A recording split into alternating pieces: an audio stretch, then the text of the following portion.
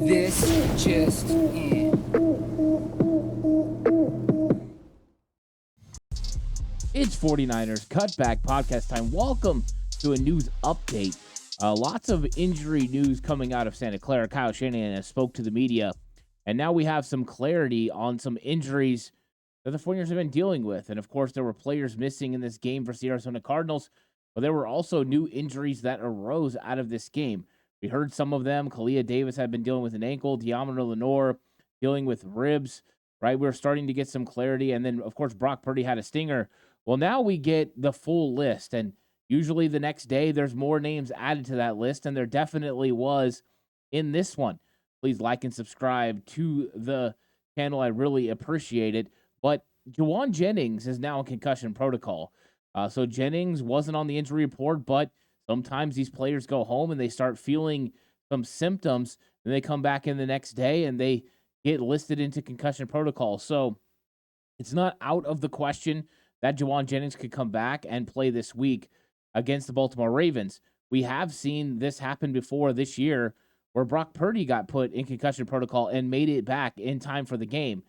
When we're talking Jauan Jennings, he will have an extra day because of the Monday game, Christmas. So there's an opportunity. We don't know the extent of how bad the concussion is, that Jauan Jennings will be able to get back to where he was. They all have a baseline for all these injuries. Of course, I did a video about how to go through concussion protocol earlier in the year when Brock went through it. So if you are interested in that, you want to know the steps that Jauan Jennings is going to have to take, go back and watch that video. But Jennings being in concussion protocol, you want Jennings available because it's going to be a tough, hard-fought battle against the Ravens, and he was making some spectacular blocks against the Arizona Cardinals, a couple that sprung Christian McCaffrey free for big plays. The update on Lenoir is that it's a rib contusion, so bruised ribs for Lenoir. That's good news for the 49ers. That means it's all about pain tolerance. If he's going to be able to manage the pain and handle the pain, he can go out there and compete. Everyone saw that agonizing look on his face when they were trying to take off his shoulder pads, and he was struggling because anytime you stretch, anytime you move, anytime you breathe with injured ribs like that, you might have a real problem. So Lenoir is somebody to monitor, but it's likely Lenoir will be able to play as long as the rib injury, as far as contusion, is not so bad that he can't, have any sort of contact when it comes to his ribs. Defensive tackle Kalia Davis left the game and did not return, and they said it was an ankle. And anytime you only have 4 defensive tackles and you lose one, and then you start to worry about a possible rotation of just 3 guys, and that's what the 49ers had to deal with. So Kalia Davis, who had went from being the 5th defensive tackle to being a part of the rotation, in fact, the 3rd member of the rotation with the injuries to Hargrave and Armstead, who we're going to update in just a second.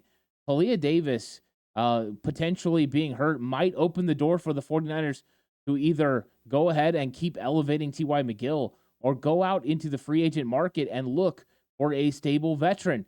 Michael Brockers and Ndamukong Suh, run-stopping defensive tackles who are available on the open market, might become what the 49ers need to do, because defensive tackle, when you stack injuries like this, it becomes a worry. And Kalia Davis has a high ankle sprain. High ankle sprain means he's going to be out potentially for several weeks. So this might be a thing where he's not available for the rest of the regular season. 49ers might have to go ahead and make a move if they are even worried a little bit about Javon Hargrave or Arik Armstead. Another name that popped up on the injury report is Clelin Ferrell. So another defensive lineman goes down. Ferrell is listed as day-to-day, which means there's an expectation that Clelin Ferrell can play against the Baltimore Ravens. This is probably something that has to do with either he got stepped on, cleated, or he got a low ankle sprain. And those, a lot of times, you can play and manage through. So 49ers do have a extra edge rusher in Robert Beal Jr., who saw his first action this week. They do have Drake Jackson on the IR. He is eligible to return as long as he's healthy. Don't know. But the 49ers have options at defensive end. Defensive tackle is the bigger worry, but 49ers defensive line is starting to stack some injuries.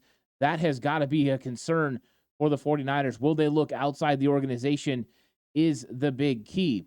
Now let's get to the big names that are on this list. Arik Armstead and Javon Hargrave. And both of them are going to be evaluated through the week. Kyle Shanahan said they both have an opportunity to play. So we know how needed both of these players are. Now, the report was last week that if the game against the Arizona Cardinals would have been a playoff game, both players would have been able to go. When it comes to Arik Armstead, he's been dealing with foot, ankle, and knee injuries. And so these types of things can sometimes linger and cause players problems. The original prognosis and the original timeline that Kyle Shanahan gave was 2 weeks. If that holds true, he will be available for the Baltimore Ravens game this Monday on Christmas. If not, if he's not recovering at the pace at which they expected him to be able to, and they need to extend this, well, then Arik Armstead may not be available for Baltimore. And then that's when those injuries to Kalia Davis and others really start to stack up. If Armstead and Hargrave are able to play, them, Kinlaw, Givens, you have your normal rotation. You feel pretty comfortable with the defensive line. And with Hargrave, you're dealing with a hamstring. Now, we don't know the extent of the hamstring issue sometimes. Hamstring tightness, they'll keep players out just to make sure it doesn't become a pull, it doesn't become a strain, something that could hinder them and keep them out longer. So Hargrave was able to sit. Could it have been because they were playing the Arizona Cardinals? Potentially. But we saw the 49ers, our defense, absolutely get gouged by Arizona Cardinals run game. They need Hargrave and Armstead back, but really they need to make sure when they come back they're healthy.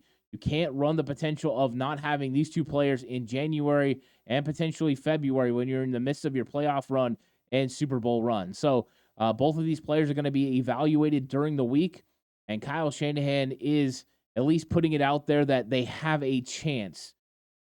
We'll see. We'll see what happens when they start having practice on Wednesday.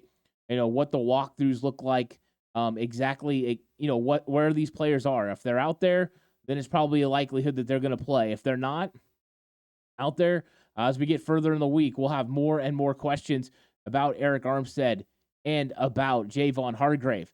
Now, Spencer Burford was inactive for the game. He did have some practice participation last week. It was a little surprising when he was listed as inactive. I had actually talked about the fact I wouldn't mind seeing John Feliciano start the game against the Cardinals and let Burford just be available for an emergency situation. 49ers elected to not even do that. Leave him inactive and just make sure Ben Bartch was capable if something happened to Feliciano. But Feliciano played well, and now it appears Burford has had the necessary time to rest and get his knee where it needs to be, and he will be available and returning to practice this week. Ross Dwelley, on the other hand, has been dealing with a high ankle sprain. There's a lot that thought he was going to end up on the IR. But here we are 2 weeks removed, and he's still not listed on the IR. There's been no reports about Zach Ertz coming to Santa Clara, to the San Francisco 49ers. And so with that, Ross Dwelley is at least in a situation where he's getting close to potentially returning, which we know have special teams effects. Plus, he's your third tight end, even though Braden Willis hasn't done bad. But 49ers haven't really elected to go to too many 3 tight end sets. Normally it's 2 tight end with Kyle Juszczyk as the third blocker. Elijah Mitchell, that was interesting a couple weeks ago when he popped up on the injury report. And then all of a sudden last week he came back to practice. And then poof, he was gone from practice again. And then he was out and inactive for the game on Sunday versus the Cardinals. It caught everyone by surprise. And unfortunately, he is dealing with more injuries to the lower half of his body. It seems to be pretty consistent that Elijah Mitchell is going to suffer a lower body, a lower extremity injury, and that's what he's dealing with. Kyle Shanahan said, we'll see how it goes this week with Elijah Mitchell. And same for Oren Burks, the starting Sam linebacker. He's dealing with knee tendonitis. I'm sure they would have loved to have given him 2 weeks off. That's what Kyle Shanahan had originally said. But when you watch the run game for Arizona be so effective, you've got to somewhat think that the defensive tackles, Hargrave and Armstead, and Oren Burks, the starting Sam backer, are thinking, wow, if we would have played, we could have slowed down that run game. So I'm guessing the 49ers ultimately will encourage Oren Burks as long as his knee is feeling okay. With tendonitis, you just never know. You just have to rest it, let the inflammation go down, and hopefully it ends up being okay.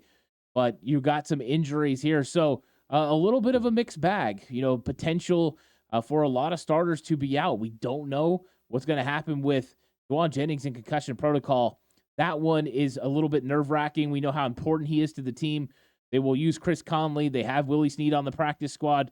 Both of those guys can be available if needed for the 49ers. And then defensive line depth is a real question mark. Kalia Davis is on the shelf for a few weeks, and we just don't know about Hargrave and Armstead. So keep your eyes peeled. See if the 49ers go out and pick up another defensive lineman. They do have other bodies on the practice squad. They have Spencer Wagee, the undrafted free agent. They have Alex Barrett, who's been with the practice squad for a few years. And then, of course, T.Y. McGill that they elevated. So potentially those are options, and they could look outside the building. I brought up a couple earlier. Michael Brockers and Ndamukong Suh, long in the tooth, but very successful NFL careers. We'll see what happens in Santa Clara as the week progresses and as the 49ers get closer to this game versus the Baltimore Ravens. Thank you guys so much for joining me for this news update. Hope you guys will like and subscribe to the channel. Come through and let me know what you think about these injuries. Is there one that you're more concerned about than others? But more news coming out this week. I'll try to keep you guys updated as the news comes out. But until then, everybody stay safe. And remember, the right way is always the 49ers way.